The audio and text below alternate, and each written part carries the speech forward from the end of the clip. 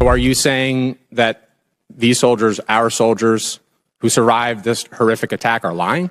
What I'm saying is before the commencement of the conflict, we put in maximum defensive posture we could. That's a direct We contradiction moved to 70 what they said. in this directing. Can I speak, or are you just going to monologue falsehoods all over the place? It's not a falsehood. We moved 7,500 troops off of Reclaiming the my X based time. on the intel. Stop. Based on the intel. Stop. Reclaiming my time. Because you yell doesn't make you right. calling? Just because you yell doesn't make you right. I'm reclaiming my time on behalf of these survivors. And I'm asking for the same, starting with you. And as I said a year ago, you need to resign immediately. I witnessed a decorated combat veteran stare Pete Hegseth directly in the eyes and demand his immediate resignation. Hegseth reacted simply by yelling. In his reality, sheer volume equals the truth. 6 troops died as the initial American casualties of the Iran conflict, deployed to a location that intelligence deemed completely indefensible with virtually no security. The following morning, he casually dismissed the incident from the official Pentagon briefing stage. This represents a defense secretary actively evading the heavy toll of his own choices. If this perspective resonates with you, please hit the like button and share your thoughts below. Back. Chair, I recognize the gentleman from New York, Mr. Ryan. Thank you, Mr. Chairman. Head wounds, heavy bleeding, and then just shrapnel all over. So folks are bleeding from their abdomen, bleeding from arms, bleeding from legs. Secretary Hegseth, do you know who said that? I'm not sure I do. It was one of our soldiers describing the devastating Iranian drone strike at Port Shuaibah, March 1st in Kuwait. As you know, 6 of our soldiers killed, over 30 wounded. Secretary, do you know the range of the Shahed 136 one-way attack drone, approximately? It depends on the variant, but it's got serious distance. Several hundred miles. Do you know how far Port Shuaibah is from Iran? There's a reason why we took extreme measures for force protection, because we understood the proximity challenges. Mr. Chair, I'm going to reclaim my time. It's well under 100 miles. Before the war started, there was clear intelligence that Shuaibah was high on Iran's target list. Internal analysis had said the site was indefensible from aerial attack and should not be used. Yet you sent our soldiers from the 103rd Sustainment Command there anyway. Is that true or false? True or false? Straightforward question. Are you going to give me a chance to answer or just play gotcha? Did you send them there or not? We took proactive measures from the beginning to ensure force my time. Protection and defensive posture were maximized across the theater. Let's talk about what defenses they had. Prior to the attack, officers on the ground knew our troops were vulnerable. In fact, they requested additional force protection. Did they receive it? Wherever humanly possible, force protection and counter UAS was always made available. They did not. In fact, when asked to describe the base's defense, one survivor who's come forward from the unit said, quote, I would put it in the none category. From a drone defense capability, none. So let's be clear, no counter-drone capabilities, no counter-rocket systems, no counter-mortar or counter-artillery, not even the basic overhead protection that you and I had 20 years ago in Iraq, and now 6 of our soldiers are dead. Ryan recently detailed the exact choices that led to those soldiers' deaths. Port Shuaibah is located less than 100 miles from Iran, well within reach of Shahed drones. Prior to the conflict beginning, intelligence analysts had already identified this location as a primary Iranian target. Internal reviews deemed the area completely vulnerable to airstrikes and advised against its utilization. Hegseth deployed our troops there regardless. The maneuver was justified as a safety strategy to spread smaller units across isolated locations. Commanders in the field recognized the glaring danger and pleaded for extra security measures. Their urgent requests were entirely denied. When a surviving soldier was asked about the facility's defensive strength, he provided the starkest answer possible by stating there was absolutely none. The base lacked anti-drone technology, rocket interceptors, mortar defenses, and even the simple overhead shielding that U.S. forces utilized in Iraq 2 decades prior. This involves the defense secretary who constantly preaches about maintaining ultimate tactical readiness and elite military standards. Yet, at Shuaibah, That claimed readiness was non-existent. The individuals who suffered from this vulnerability were the service members who left home and never returned. These harsh facts were not kept hidden away inside the committee hearing room. Only a few weeks later, CBS conducted interviews with the survivors of the Port Shuaibah attack. Last month, we detailed how this crucial American command center in Kuwait remained completely exposed, even after intelligence indicated it was a prime candidate for an Iranian drone strike. Now, additional surviving troops are coming forward to state that military leadership failed to prepare for potential casualties, resulting in absolutely fatal consequences. Why are you choosing to speak out? This was an absolute failure. The only method for learning from our massive mistakes is to openly discuss them. Army Major Stephen Ramsbottom was sitting at his station inside this American tactical outpost in Kuwait when an enemy drone smashed directly into his temporary office. Everything instantly went dark, and the blast forcefully threw him down to the floor. Despite having a chunk of shrapnel embedded in the back of his skull, Ramsbottom recalls that he immediately started dragging his comrades out from the debris. One soldier labeled Hegseth's claim of a rogue projectile sneaking past heavily fortified defenses as a complete lie.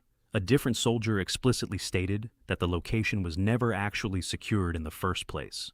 A third service member explained it even more bluntly, noting that the defensive measures were as weak as humanly possible. These statements were not random anonymous leaks. They came from the very troops who were trapped inside the structure during the blast. Later in July, the Washington Post expanded on this narrative even further. Based on accounts from 17 individuals with first-hand knowledge, high-ranking generals had already been warned that the facility was heavily targeted by Iran. Internal security evaluations had strongly advised against stationing any military personnel at that specific site. However, the deployment proceeded as planned. During the drone impact, a general stood up from the ground, grabbed his protective gear, yelled at a nearby soldier to evacuate, and sprinted toward a reinforced bunker. Meanwhile, regular enlisted personnel remained in the danger zone to drag injured comrades away from the flames. The surviving troops were the first to break the silence. Subsequent independent journalism eventually arrived at the exact same conclusion. The only narrative still claiming the base was properly defended came directly from the official who ordered them there. The morning following the strike, leaving 6 Americans dead and over 30 injured, Pete Hegseth walked up to the Pentagon briefing room and offered his own heavily sanitized account of the tragedy. The next day, you downplayed the attack. You said it was a squirter that squeaked through fortified defenses. But since then, thankfully, brave survivors have come forward to set the record straight. One of our surviving soldiers told CBS, quote, "Painting a picture that one squeaked through is a falsehood." Another said the unit was, quote, "unprepared to provide any defense for itself. It was not a fortified position." Another survivor said the building's protection was about as weak as one gets. Secretary Hegseth, that is obviously in direct contradiction to what you said from the Pentagon podium the next day. So are you saying that these soldiers, our soldiers who survived this horrific attack, are lying? What I'm saying is before the commencement of the conflict, we put in maximum defensive posture we could. That's a direct We moved contradiction 70 to what they said. in this directing. Can I speak, or are you just going to monologue falsehoods all over the place? It's not a falsehood. We moved 7,500 troops off of Reclaiming the my X based time. on the intel. Stop. Based on the intel. Stop. Reclaiming my time. Because you yell doesn't make you right. calling, Just because you yell doesn't make you right. I'm reclaiming my time on behalf of these survivors. You just said what they said is a falsehood.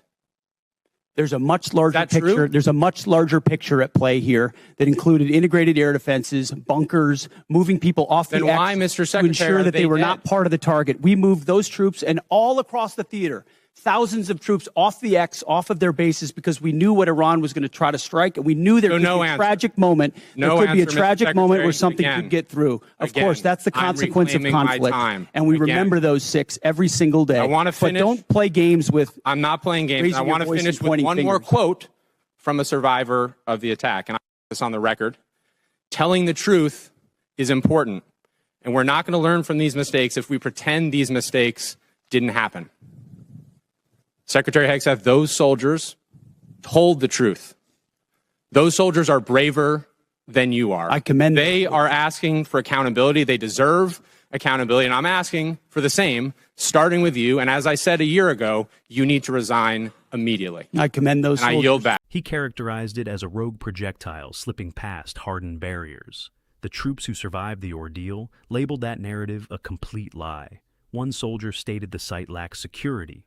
Another noted that the defensive measures were incredibly inadequate and flimsy. When Ryan directly confronted him with this glaring discrepancy, Hegseth immediately resorted to shouting and accused the representative of peddling absolute misinformation. Ryan's sharp response pierced the shouting. Those brave soldiers spoke honestly. Their bravery vastly exceeds your own. They are demanding real accountability. You must step down.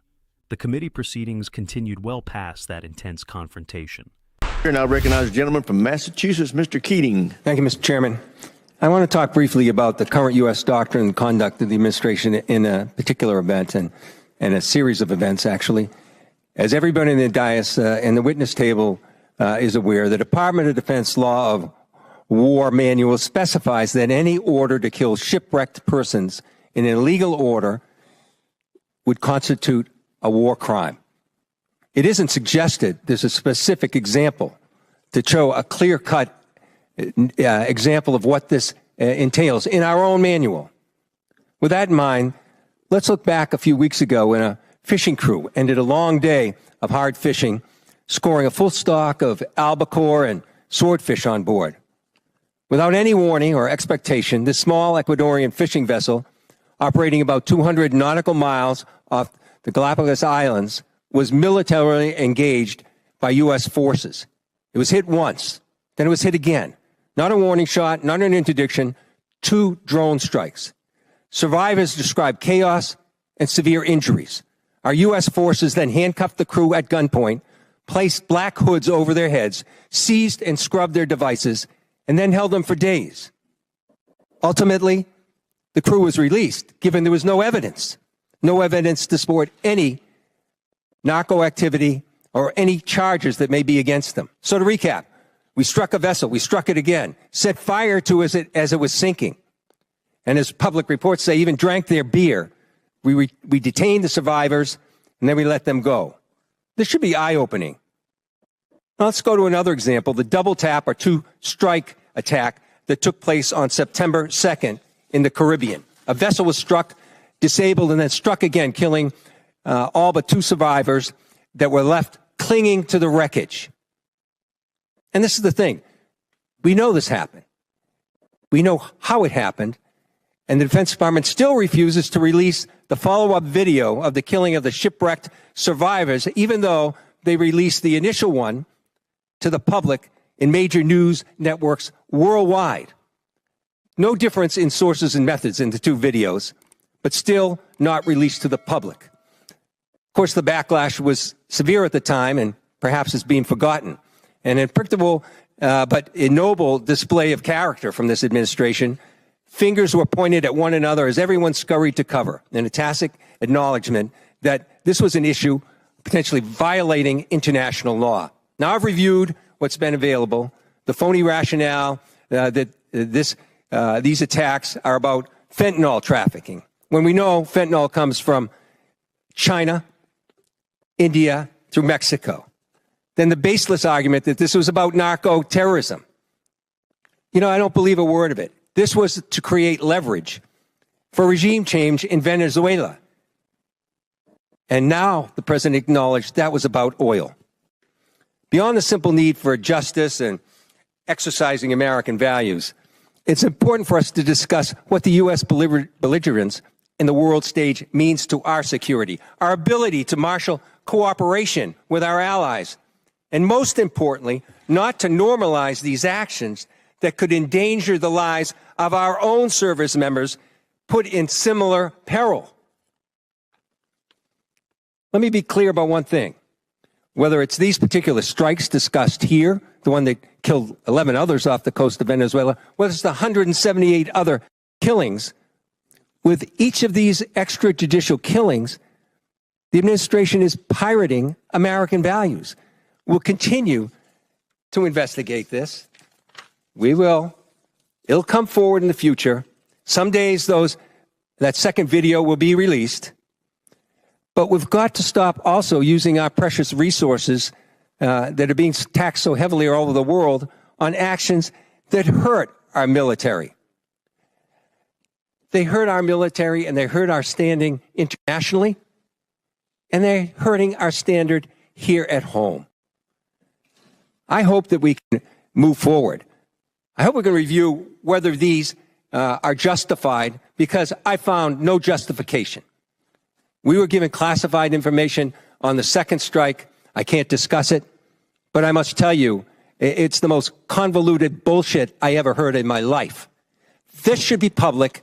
This is our honor. This is what it makes American a difference maker. This is what we're proud of. It's an incredible array of false accusations. And I yield back my time. Gentleman yields back. The position either maintains the strict requirement that its occupant fully accepts the consequences of their actions, or that foundational standard has been silently abandoned to prioritize media posturing and career preservation. Ryan opted against requesting an additional internal investigation, or a meticulously drafted press release, deciding instead to explicitly demand an immediate resignation. This severe ultimatum serves as the most distinct indicator of exactly how catastrophic this administrative breakdown truly proved to be. The reality that such a rebuke needed to originate from a congressional representative with legitimate military experience, instead of from within the defense establishment itself, illustrates precisely how deeply the internal principles have eroded. The broader dilemma is no longer restricted to a single maritime facility or one specific group of recovering troops, but hinges on whether the overall structure still retains the ability to enforce genuine penalties when the human toll is this immense. Should a cabinet member confront irrefutable testimony from the personnel who endured the assault and continue to place personal self-preservation above all else, then the acceptable baseline of leadership has definitively plummeted.